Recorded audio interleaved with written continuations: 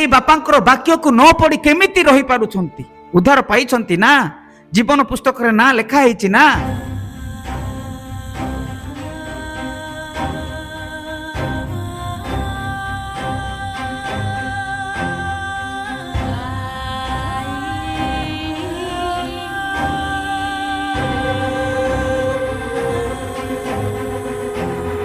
जीवित पिता धन्यवाद हो मोर प्रिय माने पुणी थे आम मैंने सुंदर समय सुजोग पाई अच्छु परमेश्वर वाक्य शिखापी तेणु आसतु आम परमेश्वर को धन्यवाद देवा ता सहित मुझे मान क्षमा चाहूँगी कहीं बहुत दिन है जो वाक्य प्रकाशित वाक्य आम शिक्षा कर आसुछु से वाक्य तार सीरियल भाव में समय अनुसार मु वीडियो अपलोड कर पारि नाही आपण मानक पई तेणु मु दुखित से कारण मु ऑनलाइन गुड़ाक क्लास करुवा जो मुझे निमंते ठीक भाव में वीडियो अपलोड कर पारि नथिली तेणु मुझे क्षमा चाहूँगी।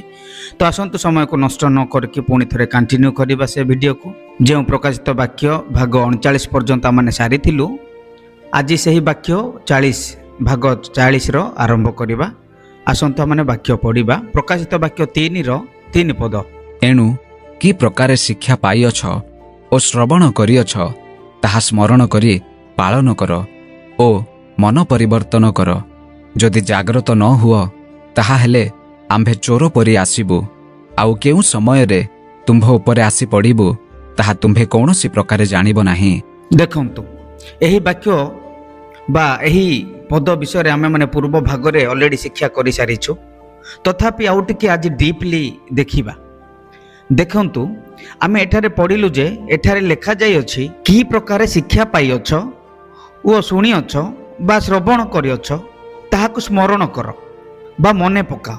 यार अर्थ कौन मोर प्रिय माने आज आम मानकु परमेश्वर कौन कहउछंती चलंतु आम माने टिके गभीर भाव रे देखिबा। एही वाक्य आमे माने बुझिबाकु हेले आम मानकु सही पूर्व समय को फेरी जिबाकु पड़िबो। पूर्व समय को माने कौन आम माने जेउ दिन परमेश्वर को जीशु ख्रीष्ट को ग्रहण कलु यार अर्थ उद्धार पाइलु जीशु ख्रीष्ट को विश्वास कलु तांकर सत्य वाक्य जानिलु सत्य कौन जानी पारिलु सत्य परमेश्वर को जानी पारिलु सृष्टिकर्ता को जानी पारिलु एवं प्रथम थर पाई परमेश्वर वाक्य शुणिलु सही मुहूर्त को टिके आमे माने मने पकेइबा। सही समय रे आपण माने केमिति थिले एवं आमे समस्ते मु मध्य केमिति थिलु आपण मानकर एवं मोर मन केमिति थिला हृदय केमिति थिला कहा प्रति परमेश्वर प्रति की परि थिला जे सत्य लोक माने आज खोजी खोजी थकिले भी पाई पारु नाहंती किंतु सेही सत्य को मु एवं आपण माने मागणा रे पाइछु।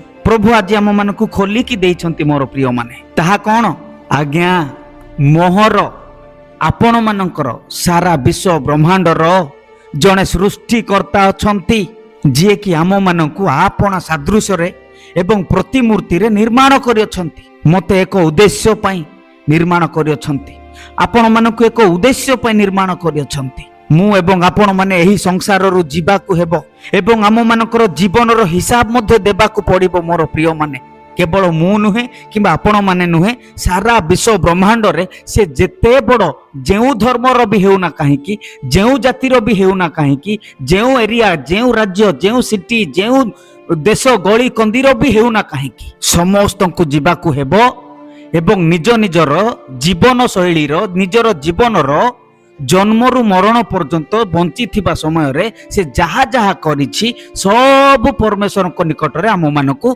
हिसाब देबाकू पड़िबो। ता सहित एक अनंत काल मध्य रहिछि मोर प्रिय माने जहा कि आमे माने एही पृथ्वी रु विदाय नेला परे बा आम शरीर रु जीवन चली गला परे आमे माने समस्ते सामना करिबा। किंतु आजिकाली लोक माने कोन कहउछन्ते एवं कोन भाबुछन्ते से माने आमे पूर्व जन्म रे एही पृथ्वी रे थिलु एबे मध्य एही पृथ्वी रे अछु पुणी एही मनुष्य शरीर रु आमे माने जीवन छाड़िला परे बा मरी गला परे पुणी थरे आउ गोटे जन्म ने कि पृथ्वी को आसीबे। एईटा होउची मनुष्यर कॉन्सेप्ट बुझी पारले तो पुणी थरे बुझेई दउची सुनंतु। मनुष्य कौन भाबुची ना पूर्व जन्म रे से कौन करुथिला ना किछि गोटे रूप धरिकी केउ गोटे रूप धरिकी से एही पृथ्वी रे थिला पूर्व जन्म ता जाहाकू कहउछन्ती से माने तापरे एबे मनुष्य जन्म हेकी ए जगत रे अछंती तापरे मनुष्य हेकी जेते बेले मरि जाउछंती पुणी थरे आउ गोटे जन्म नेकी से जगत को आसीबे। पूर्व जन्म रे को रूप नेकी थिले जणा नाही ଏବେ ମନୁଷ୍ୟ ରୂପ ଧରିକି ଅଛନ୍ତି ତାହା ଜଣା, ପୁଣି ଆର ଜନ୍ମରେ କେଉଁ ରୂପ ନେଇକି ଆସିବେ ତାହା ମଧ୍ୟ ଜଣା ନାହିଁ, ତାପରେ ଆଉ ଗୋଟିଏ କ'ଣ ରୂପ ନେଇକି ଆସିବେ ତାହା ମଧ୍ୟ ଜଣା ନାହିଁ। ସେମାନଙ୍କର ଚିନ୍ତା, ମନୁଷ୍ୟ ଆଜିର ସଂସାରର ଚିନ୍ତା କ'ଣ ନା, ଏହିପରି ଜନ୍ମ ହେଇ ହେଇ ଆସିବେ, ପୁଣ୍ୟ କାମ କିଛି କରିବେ, ଏହିପରିକା ପୁଣ୍ୟ କାମ କରି କରି କରି କରି ତାଙ୍କର ସମସ୍ତ ପାପକୁ କ'ଣ କରିବେ ନା କ୍ଷମା ପାଇବେ, ତାପରେ ପରମେଶ୍ୱରଙ୍କ ସାଙ୍ଗରେ ଲୀନ ହେଇଯିବେ। ଏହା ହେଉଛି ମନୁଷ୍ୟର କନସେପ୍ଟ, ଏହା ହିଁ ମନୁଷ୍ୟ ଚିନ୍ତା କରୁଛି। ସେଇଥିପାଇଁ ଆଜି ମନୁଷ୍ୟ କ'ଣ କରୁଛି ନା ବିଭିନ୍ନ ପ୍ରକାରର ରୂପ ନେଇକି କାମ କାର୍ଯ୍ୟ କରୁଛି, କେତେ ପାପରେ ଫସୁଛି, ପୁଣି ଥରେ ପୁଣ୍ୟ କାମ କରିବା ପାଇଁ କିଛି ଗୋଟିଏ ଦାନ ଧର୍ମ କରିବ ବୋଲି ବାହାରୁଛି, ତାପରେ ପୁଣ୍ୟ ହେଇଗଲା ବୋଲି ଭାବୁଛି। କିଏ? ମନୁଷ୍ୟ। କାହିଁକି ନା ତାକୁ ପୁଣି ଥରେ ପୁନର୍ଜନ୍ମ ନେବାକୁ ହେବ ନା ଅନ୍ୟ ରୂପରେ। ଏହି ପୁନର୍ଜନ୍ମ ବିଷୟରେ ମୁଁ ଅଲରେଡି ଆପଣମାନଙ୍କୁ ବାକ୍ୟ କରିକି କହିସାରିଛି, ଯିଏ ଦେଖିନାହାନ୍ତି ଆପଣମାନେ ସେଠାରେ ଯାଇକି ଦେଖିପାରିବେ ମୋର ପ୍ରିୟମାନେ। ଆଜି ଯାହା ମନୁଷ୍ୟ ଭାବୁଛି ତାହା ପୁରା ବିପରୀତ ମୋର ପ୍ରିୟମାନେ। ଏଠାରେ ପ୍ରଭୁ କ'ଣ କହୁଛନ୍ତି ଆମମାନଙ୍କୁ? ତୁମେ ମନେ ପକାଅ ଯେଉଁ ସତ୍ୟ ମୁଁ ତୁମମାନଙ୍କୁ ପ୍ରକାଶ କରିକି ଦେଇଅଛି, ମନେ ପକାଅ। ତୁମେ ଏହି ସତ୍ୟକୁ ମାଗଣାରେ ପାଇଛ, ଏହି ସତ୍ୟକୁ ମାଗଣାରେ ବସିକି ଶୁଣିଥିଲ। ତୁମେ ମାନେ ଏହି ସତ୍ୟକୁ ଶୁଣିବ ବୋଲି ମୁଁ ମୋର ଅନେକ ଦାସମାନଙ୍କୁ ତୁମ ନିକଟକୁ ପଠାଇ ସାରିଛି। ତା ସହିତ ପରମେଶ୍ୱରଙ୍କର ବାକ୍ୟ, ଯେଉଁ ବାକ୍ୟ କି ମୋର ଶବ୍ଦରୁ ବାହାରିଛି, ମୋ ମୁଖର ଶବ୍ଦରୁ ବାହାରିଛି, ତାହା ମଧ୍ୟ ନିଜେ ବୁଝିବା ପରିକା ଭାଷାରେ ଲେଖିକି ସେହି ବାକ୍ୟ, ସେହି ପୁସ୍ତକ, ସେହି ବାଇବେଲକୁ ନିଜ ହସ୍ତକୁ ଦେଇଛି ପରମେଶ୍ୱର କହୁଛନ୍ତି। ତାପରେ ପବିତ୍ର ଆତ୍ମାଙ୍କୁ ମଧ୍ୟ ଦେଲି, ଯିଏ କି ଭଲ କ'ଣ, ମନ୍ଦ କ'ଣ, ପାପ କ'ଣ, ଧାର୍ମିକତା କ'ଣ, ଏହି ସମସ୍ତ ବିଷୟରେ ଗାଇଡ କରିବା ପାଇଁ ମଧ୍ୟ ପବିତ୍ର ଆତ୍ମାଙ୍କୁ ଦେଇଛି ବୋଲି କହୁଛନ୍ତି ପରମେଶ୍ୱର। ଦେଖନ୍ତୁ, ତା ସହିତ ଆଉ ଗୋଟିଏ ବଡ଼ ବିଷୟ କ'ଣ ଜାଣିଛନ୍ତି ଆପଣମାନେ? ଯୀଶୁ ଖ୍ରୀଷ୍ଟ କହୁଛନ୍ତି ସ୍ୱର୍ଗର ସିଂହାସନକୁ ଛାଡ଼ି, ସ୍ୱର୍ଗର ଦୂତମାନଙ୍କୁ ଛାଡ଼ି କେବଳ ମୁଁ ମୋ ହାତରେ ନିର୍ମାଣ କରିଥିଲି ମନୁଷ୍ୟକୁ, ସେହି ମନୁଷ୍ୟ ଯେ ତୁମେମାନେ ବିଶ୍ୱ ବ୍ରହ୍ମାଣ୍ଡରେ ଅଛ, ପାପ କରି ସେହି ନର୍କର ରାସ୍ତା ଆଡ଼କୁ ଯାଉଛ ବୋଲି ନିଜେ ଏହି ଜଗତକୁ ମନୁଷ୍ୟ ରୂପ ଧାରଣ କରିକି ଆସିଲେ, ପୁଣି କ୍ରୁଶ ଉପରେ ଆମ ପାଇଁ ଜୀବନ ଦେଲେ, ଶେଷ ବୁନ୍ଦା ମଧ୍ୟ ରକ୍ତକୁ ଝରେଇଲେ। ଆଉ କ'ଣ କରିଥାନ୍ତେ? କ'ଣ କରିବା ବାକି ରହିଲା? କିଛି ନାହିଁ, ସବୁ ସରିଯାଇଛି। ତେଣୁ ଏହା ସବୁ କ'ଣ କର? ମନେ ପକାଅ। ଜୀବନରେ ଯାହା ବି ହେଇଯାଇଛି ମନେ ପକାଅ, ସ୍ମରଣ କର। କିପରି ଶିକ୍ଷା ପାଇଅଛ ଏବଂ ଶ୍ରବଣ କରିଅଛ ତାହା ମନେ ପକାଅ। ଯାହା ତୁମେ ଶୁଣିଅଛ ଏବଂ ଶ୍ରବଣ କରିଅଛ, ଏହା କିପରି ତୁମମାନଙ୍କ ନିକଟକୁ ପହଞ୍ଚିଥିଲା? ଏହା ମନକୁ ମନ ଆସିନଥିଲା ମୋର ପ୍ରିୟମାନେ, ତୁମମାନଙ୍କ ନିକଟକୁ ଆସିଥିଲା ତାହା ମୁଁ ଇଚ୍ଛା କରିଥିଲି ବୋଲି। କାରଣ ଆଜିକାଲି ଅନେକ ଲୋକମାନେ ସେହି ସତ୍ୟକୁ ଖୋଜିବା ପାଇଁ ବାହାରିଛନ୍ତି, କିନ୍ତୁ ପାଇପାରୁନାହାନ୍ତି। ଯେଉଁ ସତ୍ୟ କି ଆଜି ମୁଁ ମାଗଣାରେ ଦେଇଛି, ଯାହାକି ଅତି ବହୁମୂଲ୍ୟ। ପ୍ରଭୁ କହୁଛନ୍ତି ମୋର ପ୍ରିୟମାନେ, ଦେଖନ୍ତୁ, ଯେଉଁ ସତ୍ୟ କି ଆଜି ଆପଣମାନେ ପାଇଛନ୍ତି, ମୁଁ ପାଇଛି, ସେହି ସତ୍ୟକୁ ପରମେଶ୍ୱର କୌଣସି ପଇସା ନେଇକି ଦେଇନାହାନ୍ତି, କୌଣସି ଧନ ସମ୍ପତ୍ତି ନେଇକି ଦେଇନାହାନ୍ତି, କୌଣସି ମୂଲ୍ୟ ନେଇକି ଦେଇନାହାନ୍ତି ମୋର ପ୍ରିୟମାନେ। ମାଗଣାରେ ଦେଇଛନ୍ତି, ଯୋଉଟା କି ଆଜି ଆପଣମାନଙ୍କ ପାଖରେ ଅଛି ଏବଂ ମୋ ପାଖରେ ଅଛି। ତାପରେ କ'ଣ ଲେଖାଯାଇଛି ତଳକୁ ଟିକେ ପଢ଼ନ୍ତୁ। ଏଣୁ କି ପ୍ରକାରେ ଶିକ୍ଷା ପାଇଅଛ ଓ ଶ୍ରବଣ କରିଅଛ, ତାହା ସ୍ମରଣ କରି ପାଳନ କର ଓ ମନ ପରିବର୍ତ୍ତନ କର। ସେ ସବୁ ସ୍ମରଣ କରି ପାଳନ କର ଓ ମନ ପରିବର୍ତ୍ତନ କର।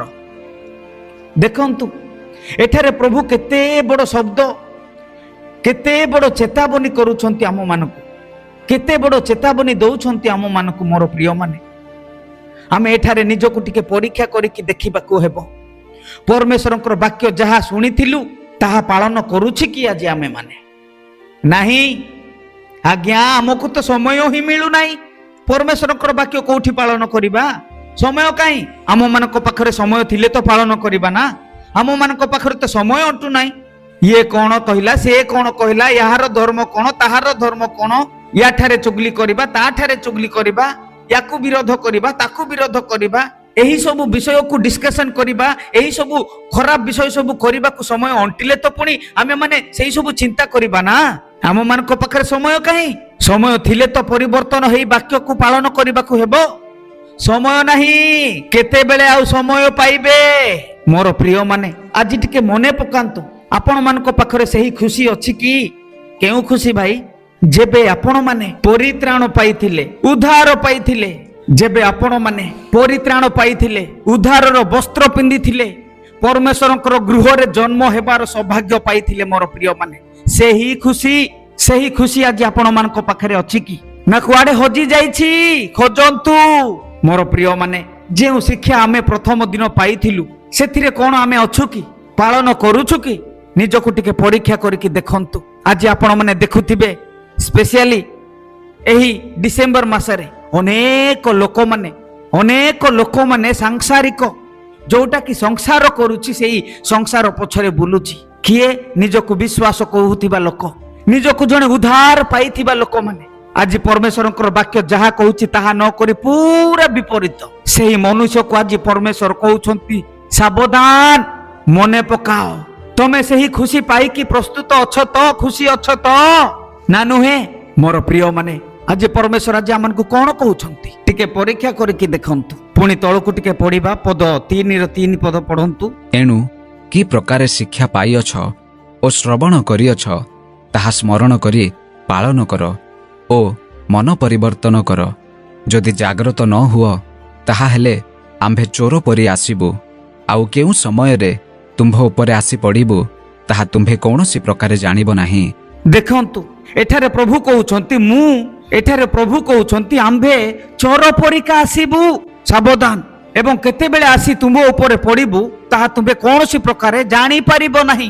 ଦେଖନ୍ତୁ, ଏଠାରେ ପ୍ରଭୁ ଆମମାନଙ୍କୁ କିପରି ଚେତାବନୀ ଦଉଛନ୍ତି। ପୁଣି ଥରେ ତୁମ ଉପରେ ପଡ଼ିବୁ, ଏହାର ଅର୍ଥ ଏମିତି ତୁମ ଉପରେ ଦଣ୍ଡ ମିଳିବ, ଏମିତି ଭାବରେ ତୁମ ଉପରେ ଦଣ୍ଡ ହେବ, ଏମିତି ମାଡ଼ ହେବ, ଲାଇଫରେ କେବେ ବି ଆପଣ ମାନେ ଚିନ୍ତା କରିପାରି ନଥିବେ। କାହିଁକି? କାରଣ ପ୍ରଭୁ ସତ୍ୟକୁ ଆମମାନଙ୍କୁ, ମତେ ଏବଂ ସ୍ପେଶାଲି ଆପଣ ମାନଙ୍କୁ ଖୋଲିକି ଦେଇଛନ୍ତି ଆମମାନଙ୍କ ସମ୍ମୁଖରେ, ତାହା ବି ମାଗଣାରେ। ଅନ୍ୟପଟେ ଅନେକ ଲୋକମାନେ ସେହି ସତ୍ୟକୁ ଖୋଜି ଖୋଜି କଣ କରୁଛନ୍ତି? ପାଉନାହାନ୍ତି। ଯେଉଁ ସତ୍ୟ କି ଆପଣ ମାନେ ଏବଂ ମୁଁ ମାଗଣାରେ ପାଇଛୁ। ଆଜି ଅନେକ ଲୋକମାନେ ସେହି ସତ୍ୟକୁ ଖୋଜିବା ପାଇଁ, କିଏ ତ ପାହାଡ଼ ଉପରେ ଯାଇକି ଖୋଜିଲାଣି, କିଏ ତ ବିଦେଶ ବୁଲି, କିଏ ତ ମନ୍ଦିର ବୁଲି, କିଏ ତ କୋଉଠି କଣ ନ କରିକି ସେ ଖୋଜୁଛି ସତ୍ୟକୁ। କିନ୍ତୁ ସେଇ ସତ୍ୟ ଏତେ ସହଜ ନୁହେଁ ମୋର ପ୍ରିୟ ମାନେ। ଯେଉଁ ସତ୍ୟ କି ଆଜି ଆମେ ମାନେ ମାଗଣାରେ ପାଇଛୁ, ଅନେକ ଲୋକମାନେ ଥକି ଗଲେଣି ଆଜି ସତ୍ୟକୁ ପାଇନାହାନ୍ତି ବୋଲି। ଦେଖନ୍ତୁ ସାରା ବିଶ୍ୱ ବ୍ରହ୍ମାଣ୍ଡରେ କଣ ଚାଲିଛି। ଭାଇ ବିରୁଦ୍ଧରେ ଝଗଡ଼ା, ଦେଶ ବିରୁଦ୍ଧରେ ଦେଶ, ଜାତି ବିରୁଦ୍ଧରେ ଜାତି, ଧର୍ମ ବିରୁଦ୍ଧରେ ଧର୍ମ। ମୋର ପ୍ରିୟ ମାନେ, ସ୍ପେଶିଆଲି ମୁଁ ତ ଅନ୍ୟମାନଙ୍କ ବିଷୟରେ କହିବାକୁ ଚାହେଁ ନାହିଁ, ଆମମାନଙ୍କର ଭାରତ ବିଷୟରେ ଟିକେ କହିବାକୁ ଚାହେଁ। ଆଜି ଯଦି ସତ୍ୟ ପାଇଥାନ୍ତେ ସମସ୍ତେ ଏହିପରି ଲଢ଼ିଥାନ୍ତେ କି? ଟିକେ ଦେଖନ୍ତୁ, ନିଜର ମା ଭଉଣୀ ମାନଙ୍କୁ ମଧ୍ୟ ଚିହ୍ନି ପାରୁନାହାନ୍ତି, ନିଜର ଭାଇମାନଙ୍କୁ ମଧ୍ୟ ସେମାନେ ଚିହ୍ନି ପାରୁନାହାନ୍ତି। ଯାହାକୁ ଦେଖିଲେ ନିଜର ରାଜନୀତି ଦେଖନ୍ତୁ ଟିକେ। କାହିଁକି? ସତ୍ୟ ମିଳିନାହିଁ।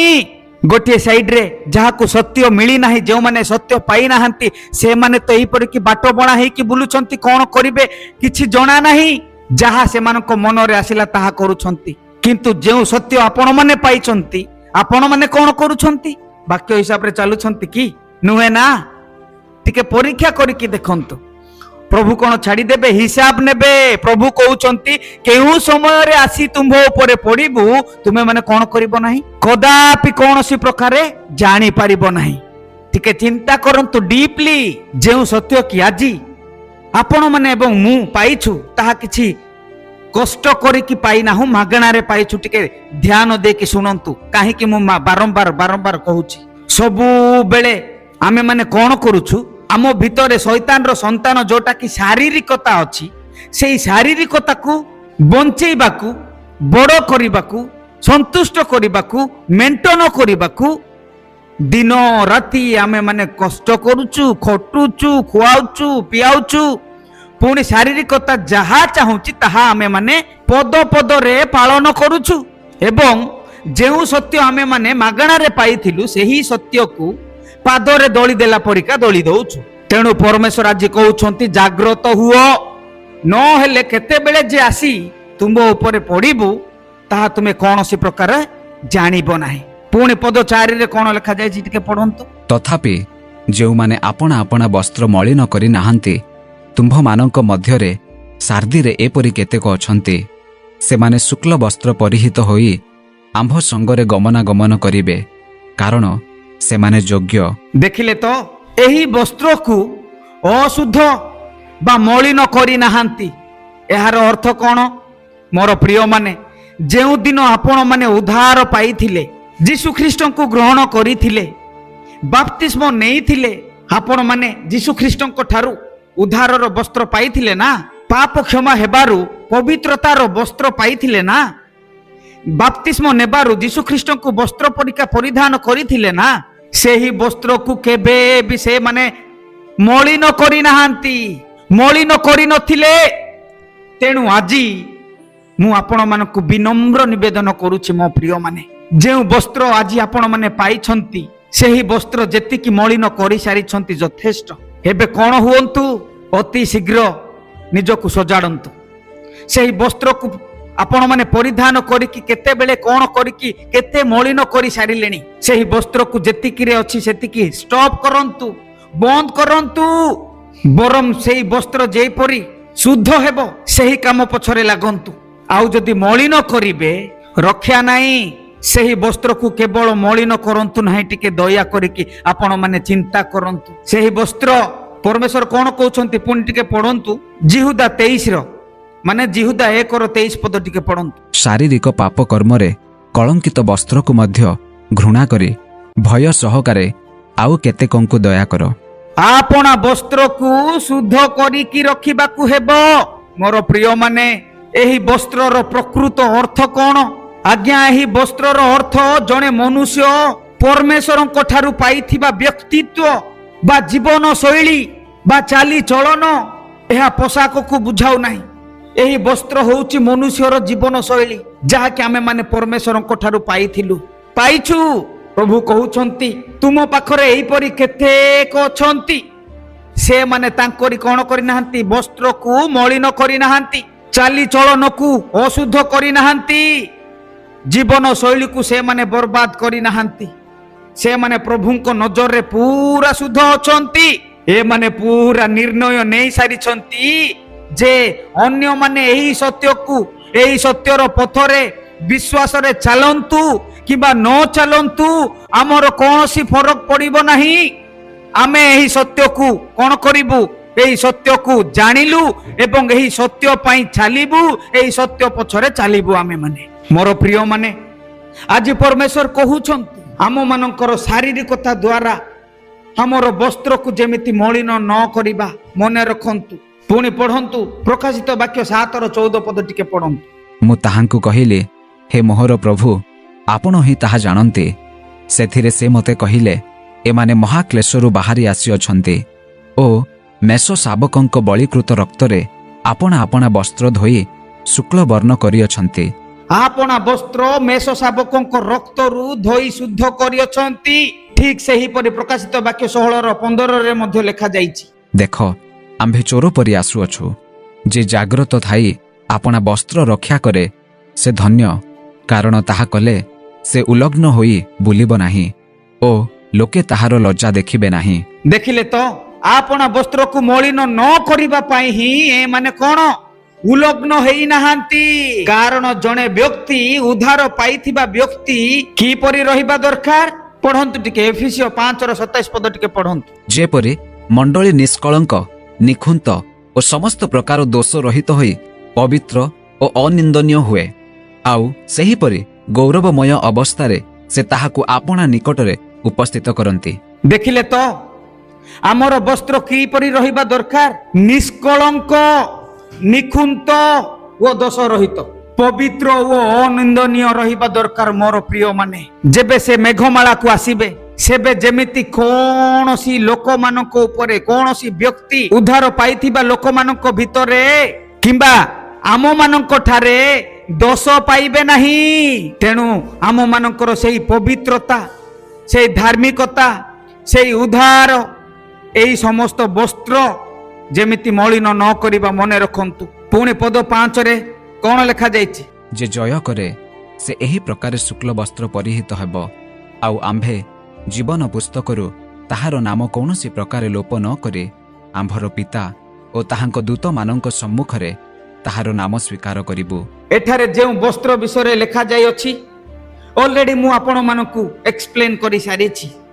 ପୁଣି ଥରେ ସେହି ବସ୍ତ୍ର ବିଷୟରେ, ଯାହାକି ଯେ ଜୟ କରେ ସେ ଶୁକ୍ଳ ବସ୍ତ୍ର ପରିହିତ ହେବ। ଏହି ବସ୍ତ୍ର ଯେପରି ଆମେ ଏବେ ନିଜ ନିଜର ବସ୍ତ୍ରକୁ ପିନ୍ଧିଛୁ ବା ପୋଷାକକୁ ପିନ୍ଧିଛୁ ସେହିପରି ନୁହେଁ ମୋର ପ୍ରିୟମାନେ। ଏହି ବସ୍ତ୍ରର ଅର୍ଥ ହେଲା ମନୁଷ୍ୟର ବ୍ୟକ୍ତିତ୍ୱ, ଗୁଣ, ଚରିତ୍ର, ଚାଲିଚଳନକୁ ବୁଝାଏ, ଯାହା ମୁଁ ଆପଣମାନଙ୍କୁ ବୁଝାଇ ସାରିଛି। ଆଉ ଏହି ବସ୍ତ୍ର ଆମମାନଙ୍କର ଶାରୀରିକତାର ଇଚ୍ଛାକୁ ପୂରଣ କରିବା ଦ୍ୱାରା ହିଁ ମଳିନ କରିଥାଉ ଆମେମାନେ। ତେଣୁ ମୋର ପ୍ରିୟମାନେ, ମୁଁ ଆଜି ଆପଣମାନଙ୍କୁ କହୁଛି, କହିବାକୁ ଚାହେଁ, ଆପଣମାନେ ପ୍ରତ୍ୟେକ ମୁହୂର୍ତ୍ତରେ ପ୍ରତ୍ୟେକ ସମୟରେ ଜଗି ରହିବା ଦରକାର, ଆବଶ୍ୟକ। କାରଣ ଆମେମାନେ ମନୁଷ୍ୟ, ଆମେମାନେ ସିୟନର ଯାତ୍ରା କରୁଛୁ। ଏହିପରି ଯାତ୍ରା କରୁ କରୁ ନିଶ୍ଚୟ ଝୁଣ୍ଟି ପଡ଼ିଥାଉ ମୋର ପ୍ରିୟମାନେ। ଏହାର ଅର୍ଥ ଚାଲୁ ଚାଲୁ ଆମମାନଙ୍କର ବସ୍ତ୍ର ଆମେମାନେ ମଳିନ କରିଥାଉ। ତେଣୁ ଆପଣମାନେ ସାବଧାନ ହେଇକି ଟିକେ ଚାଲନ୍ତୁ ସିୟନର ଯାତ୍ରାରେ, ମୁଁ ଆପଣମାନଙ୍କୁ ଅନୁରୋଧ କରୁଛି। କାରଣ ଥରେ ଯଦି ବସ୍ତ୍ର ଆପଣମାନଙ୍କର ମଳିନ ହେବ, ତାହା ଧୋଇବା ପାଇଁ କୌଣସି ଜଗତରେ ସାବୁନ, ସର୍ଫ ଏହି ସମସ୍ତ ବିଷୟ ନାହିଁ। ବସ୍ତ୍ରର ମଳିନର ଅର୍ଥ ଆମମାନଙ୍କର ଚାଲିଚଳନ, ଜୀବନ ଶୈଳୀ, ପାପରେ ପଡ଼ିବା। ଆଉ ସେହି ମଳିନକୁ ଧୌତ କରିବା ପାଇଁ ଯୀଶୁଙ୍କର ରକ୍ତ ହିଁ, ଅନ୍ୟ କିଛି ନାହିଁ। ଆଉ ଯୀଶୁଙ୍କର ରକ୍ତ ଆମମାନଙ୍କର ପାପକୁ ଧୌତ କଲା ପରେ ପୁଣି ଥରେ ଯଦି ଆମେମାନେ ମଳିନ କରିଥାଉ, ତେବେ ସେହି ମଳିନକୁ ଧୌତ କରିବା ପାଇଁ ଆମେମାନେ ବହୁତ କୁସ୍ତି କରିବାକୁ ପଡ଼ିବ ମୋର ପ୍ରିୟମାନେ। ଏତେ ସହଜରେ କ୍ଷମା ପାଇପାରିବା ନାହିଁ, ମନେ ରଖନ୍ତୁ। ତେଣୁ ଆପଣମାନଙ୍କୁ ପୁଣି ଥରେ ମୁଁ ଅନୁରୋଧ କରୁଛି, ବିନତି କରୁଅଛି, ଆପଣମାନେ ଯଦି ଜାଣୁଛନ୍ତି, ଚାଲୁଛନ୍ତି ସିୟନର ଯାତ୍ରାରେ, ଚାଲୁ ଚାଲୁ ଯଦି ଟିକେ ଜାଣିପାରିଲେ, ହଁ ମୋର ବସ୍ତ୍ର ମଳିନ ହେଇଗଲା ଟିକେ ଅଜାଣନ୍ତରେ, ସାଙ୍ଗେ ସାଙ୍ଗେ ପରମେଶ୍ୱରଙ୍କ ନିକଟକୁ ଆସି ଆଣ୍ଠୁ ମାଡ଼ନ୍ତୁ, ଯୀଶୁଙ୍କର ରକ୍ତରେ ଧୋଇ ହେଇ ଶୁଦ୍ଧ ହେଇଯାଆନ୍ତୁ, କ୍ଷମା ମାଗନ୍ତୁ, ରକ୍ଷା ପାଇବେ। ଆପଣମାନଙ୍କର ବସ୍ତ୍ର ଯଦି ମଳିନ ହେଇଯାଇଛି, ସେହି କେବଳ ଯୀଶୁ ଖ୍ରୀଷ୍ଟଙ୍କର ପବିତ୍ର ଓ ବହୁମୂଲ୍ୟ ରକ୍ତରେ ହିଁ ଶୁଦ୍ଧ ହେଇପାରିବ, ମନେ ରଖନ୍ତୁ। କାରଣ ଯେବେ ଆମମାନଙ୍କୁ ଶୈତାନ ଦେଖୁଛି, ତେବେ ଆମେ ଏହିପରି ତା ନଜରରେ କୌଣସି ପ୍ରକାରେ କଳଙ୍କିତ ନ ଦେଖାଯାଉ। ତେଣୁ ଆପଣମାନେ କ'ଣ କରନ୍ତୁ ନା, ସିୟନର ଯାତ୍ରା ତ ନିଶ୍ଚୟ ଆମେ ସମସ୍ତେ କରୁଛୁ। ଯଦି ବା ଝୁଣ୍ଟି ପଡ଼ିଲୁ, ମଳିନ ହେଇଗଲା ବସ୍ତ୍ର, ତେବେ ସାଙ୍ଗେ ସାଙ୍ଗେ ଆମମାନଙ୍କର କର୍ତ୍ତବ୍ୟ ହେଲା ଆମେମାନେ ଯୀଶୁଙ୍କର ରକ୍ତରେ ଧୌତ ହେବା ଦରକାର। ଧ୍ୟାନ ରଖନ୍ତୁ ଟିକେ ସବୁବେଳେ, କାରଣ ଶୈତାନ ଆମମାନଙ୍କୁ କେମିତି ନା କେମିତି ପାପରେ ପକାଇବା ପାଇଁ ଚେଷ୍ଟା କରୁଛି, ଚେଷ୍ଟା କରି ବୁଲୁଛି। ପୁଣି ତଳକୁ ପଡ଼ିବା 3:5 ପଦ। ଯେ ଜୟ କରେ ସେ ଏହି ପ୍ରକାରେ ଶୁକ୍ଳ ବସ୍ତ୍ର ପରିହିତ ହେବ, ଆଉ ଆମ୍ଭେ ଜୀବନ ପୁସ୍ତକରୁ ତାହାର ନାମ କୌଣସି ପ୍ରକାରେ ଲୋପ ନ କରି ଆମ୍ଭର ପିତା ଓ ତାହାଙ୍କ ଦୂତମାନଙ୍କ ସମ୍ମୁଖରେ ତାହାର ନାମ ସ୍ୱୀକାର କରିବୁ। ଦେଖନ୍ତୁ, ପ୍ରଥମତଃ ଶୁକ୍ଳ ବସ୍ତ୍ର ଦେବେ କହୁଛନ୍ତି, ତା ସହିତ ଦ୍ୱିତୀୟରେ ଜୀବନ ପୁସ୍ତକରେ ନାମ ଲେଖିବେ। ତାହା କେବେ ବି ଲୋପ ହେବ ନାହିଁ ମୋର ପ୍ରିୟମାନେ, ବା ଲିଭାଯିବ ନାହିଁ। ଦେଖନ୍ତୁ ଟିକେ, ଏହାର ଅର୍ଥ ଯେବେ ଆମେ ଉଦ୍ଧାର ପାଇଛୁ, ସେହି ସମୟରେ ଆମମାନଙ୍କର ସମସ୍ତଙ୍କର ନାମ ଜୀବନ ପୁସ୍ତକରେ ଲେଖାଯାଇଛି। ସମସ୍ତେ ଯେତେକ ଉଦ୍ଧାର ପାଇଛନ୍ତି ଖୁସି ହୁଅନ୍ତୁ, ନାମ ଲେଖାଯାଇଛି। କିନ୍ତୁ ମନେ ରଖନ୍ତୁ, ପ୍ରଭୁ ସେହି ଲେଖାଯାଇଥିବା ନାମକୁ କାଟି ମଧ୍ୟ ଦେଇପାରିବେ, ଲିଭାଇ ଦେବେ ମଧ୍ୟ, କାଟିଦେବେ ମଧ୍ୟ। ଏହାର ଅର୍ଥ ଯଦି ଜଣେ ମନୁଷ୍ୟ ଉଦ୍ଧାର ପାଇଲା ପରେ, ଜୀବନ ପୁସ୍ତକରେ ନାମ ଲେଖାଯିବା ପରେ ଯଦି ବାକ୍ୟ ଅନୁସାରେ ଜୀବନ ଅତିବାହିତ କଲା ନାହିଁ ବା ବାକ୍ୟ ପାଳନ କଲା ନାହିଁ କିମ୍ବା କରୁନାହିଁ, ତେବେ ସେହି ମନୁଷ୍ୟ ପାଇଥିବା ଉଦ୍ଧାର ତ ହରାଉଛି, ବସ୍ତ୍ର ତ ମଳିନ କରୁଛି, ତା ସହିତ ତାହାର ନାମ ପରମେଶ୍ୱର କ'ଣ କରୁଛନ୍ତି? ଜୀବନ ପୁସ୍ତକରୁ ମଧ୍ୟ କାଟି ଦେଉଛନ୍ତି। ହଁ, ଦିନ ଥିଲା ଆପଣମାନଙ୍କର ନାମ ଜୀବନ ପୁସ୍ତକରେ ଲେଖାଯାଇଥିଲା। ଦିନ ଥିଲା ଆପଣମାନଙ୍କର ବସ୍ତ୍ର ପୁରା ନିର୍ମଳ ଥିଲା, ଶୁଦ୍ଧ ଥିଲା, ଶୁକ୍ଳ ବସ୍ତ୍ର ହେଇଥିଲା। କିନ୍ତୁ ଏବେ ବସ୍ତ୍ର ମଳିନ ହେଇଯାଇଛି, ପାଇଥିବା ଉଦ୍ଧାର ବି ହରେଇଛନ୍ତି ଏବଂ ଜୀବନ ପୁସ୍ତକରେ ନାଁ ଯାହା ଲେଖାଯାଇଥିଲା ତାହା ମଧ୍ୟ ପରମେଶ୍ୱର କାଟି ଦେଇଛନ୍ତି। କାରଣ ଆପଣମାନଙ୍କର ଜୀବନ ଶୈଳୀ ବାକ୍ୟ ଦ୍ୱାରା ନାହିଁ, ବାକ୍ୟର ବାହାରେ ଉଦ୍ଧାର ଆଉ ନାହିଁ ମୋର ପ୍ରିୟମାନେ, ହରାଇ ଦେଇ ସାରିଛନ୍ତି। କେମିତି ଜାଣିଲେ ଉଦ୍ଧାର ହରେଇ ଦେଇଛନ୍ତି? ବସ୍ତ୍ର ମଳିନ ହେଇଗଲା, ଜୀବନ ପୁସ୍ତକରେ ନାଁ କଟାଗଲା, କିପରି ଜାଣିଲେ ଆପଣ କହୁଛନ୍ତି, ଭାବୁଛନ୍ତି କି? ଯଦି ଆପଣମାନେ ଉଦ୍ଧାର ପାଇକି ଜୀବନ ପୁସ୍ତକରେ ନାମ ଲେଖାଯାଇଛି, ପବିତ୍ର ବସ୍ତ୍ର ଆପଣମାନଙ୍କର ମଳିନ ହେଇନାହିଁ, ତାହେଲେ ଆପଣମାନଙ୍କର ଜୀବନ ଶୈଳୀ ଟିକେ ପରୀକ୍ଷା କରନ୍ତୁ ମୋର ପ୍ରିୟମାନେ। କାହିଁକି ବଦଳୁ ନାହିଁ? 25 ବର୍ଷ ପୂର୍ବରେ ଯାହା ଥିଲା ଆଜି ମଧ୍ୟ କାହିଁକି ତାହା ଠିକ ସେହିପରି କାହିଁକି ଅଛି? ମଣ୍ଡଳୀକୁ ତ ଆସୁଛୁ, ପ୍ରାର୍ଥନା ଆରାଧନା କରୁଛୁ, ବାକ୍ୟ ଶୁଣୁଛୁ, ବାକ୍ୟ ପଢୁଛୁ, ସବୁ ଚାଲିଛି, ସ୍ୱର୍ଗଦୂତ ମାନଙ୍କ ପରିକା ମଧ୍ୟ ଆରାଧନା କରୁଛୁ, କିନ୍ତୁ ଜୀବନ ଶୈଳୀ କାହିଁକି ବଦଳୁ ନାହିଁ? ୟା ବିରୁଦ୍ଧରେ ତା ବିରୁଦ୍ଧରେ, ନିଶା ଦ୍ରବ୍ୟରେ ଗଣ୍ଡଗୋଳ, ମାରପିଟ, ବ୍ୟଭିଚାର, ମିଛ କଥା, ସାଂସାରିକ ଜନ୍ମଦିନ ଲୋକମାନେ ଯେମିତି ପାଳନ କରିବେ ମୁଁ ବି ତାଙ୍କର ଫଲୋ କରିବି। କାହିଁକି ନାହିଁ ମଡର୍ଣ୍ଣ ଯୁଗରେ ମୁଁ ଟିକେ ଷ୍ଟାଇଲିଶ ହେଇକି ଦେଖେଇବି, ମୁଁ ବି ଟିକେ ମଡର୍ଣ୍ଣ ହେବି। ସାଂସାରିକ ଲୋକମାନେ କିପରି କପଡ଼ା ପିନ୍ଧୁଛନ୍ତି ସେହିପରି ମୁଁ ବି ପିନ୍ଧିବି। ସାଂସାରିକ ଲୋକମାନେ ଯେ ପ୍ରକାରେ ଚୁଟି ଦାଢି କାଟୁଛନ୍ତି ଠିକ ସେହିପରି ମୁଁ ବି କାଟିବି। କାହିଁକି ଫଲୋ କରୁଛନ୍ତି ମୋର ପ୍ରିୟମାନେ?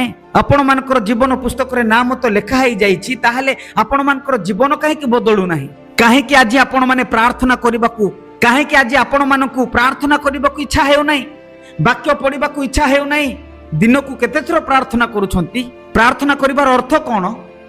ପ୍ରାର୍ଥନା କରିବାର ଅର୍ଥ ହେଉଛି ପରମେଶ୍ୱରଙ୍କ ସାଙ୍ଗରେ କଥାବାର୍ତ୍ତା ହେବା। ଯଦି ମୁଁ ବାହା ହେଇଛି, ମୋ ସ୍ତ୍ରୀ ସାଙ୍ଗରେ କଥାବାର୍ତ୍ତା ନ ହେଇକି ରହିପାରିବି କି? ଯଦି ମୁଁ ମୋ ବାପା ମା ମାନଙ୍କ ପାଖରେ ଅଛି, ମୋ ବାପା ମା ମାନଙ୍କ ସାଙ୍ଗରେ କଥାବାର୍ତ୍ତା ନ ହେଇକି ରହିପାରିବି କି? ଯଦି ମୋର ପିଲାମାନେ ଅଛନ୍ତି, ତେବେ ମୁଁ ପିଲାମାନଙ୍କ ସାଙ୍ଗରେ କଥାବାର୍ତ୍ତା ନ ହେଇକି ସେଇ ଗୋଟିଏ ଘରେ ରହିପାରିବି କି? ନୁହେଁ ନା ମୋର ପ୍ରିୟମାନେ।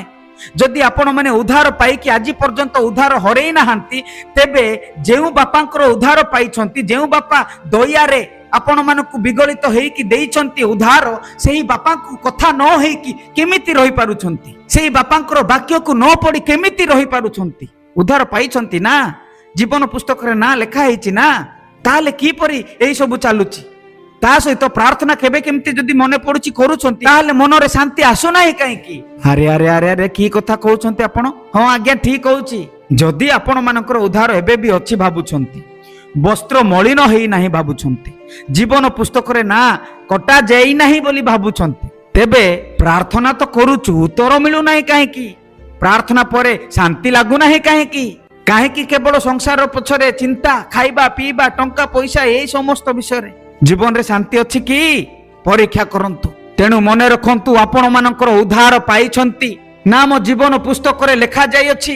ଏହା ଭାବିକି ଆପଣ ମାନେ ଚୁପଚାପ ରୁହନ୍ତୁ ନାହିଁ। ଲେଖା ଯାଇଥିଲା, ଲେଖା ଯାଇଛି ବୋଲି ଭାବନ୍ତୁ ନାହିଁ, ଲେଖା ଯାଇଥିଲା। ଆପଣ ମାନେ ଯେଉଁ ଦିନ ଉଦ୍ଧାର ପାଇଲେ ସେଇ ଦିନ ସବୁ କିଛି ହେଇଗଲା, ନାମ ଲେଖାଗଲା, ଉଦ୍ଧାରର ବସ୍ତ୍ର ପାଇଲୁ, ସବୁ ଠିକ ଅଛି, କାମ ସରିଗଲା ବୋଲି ଭାବନ୍ତୁ ନାହିଁ। ଆଉ ତାହା ଭାବିକି ହାୟରେ ଜୀବନ କାଟନ୍ତୁ ନାହିଁ ମୋର ପ୍ରିୟମାନେ। ଯଦି ସେହି ପରିକା ହାୟରେ ଜୀବନ କାଟିବେ, ଆମ ମାନଙ୍କର କାମ ସରିଗଲା, ଉଦ୍ଧାର ପାଇଲୁ, ସବୁ କିଛି ହେଲା, ବାପ୍ତିସ୍ମ ନେଲି, ଏଇ ସବୁ ଭାବିକି ଯଦି ଆପଣ ମାନେ ହାୟରେ ଜୀବନ କାଟିବେ, ତାହେଲେ ବାକ୍ୟରେ ଲେଖା ଯାଇଛି ଯେ ଜୟ କରେ ବା ଜୟ ପାଇବ ସେ କଣ ହେବ?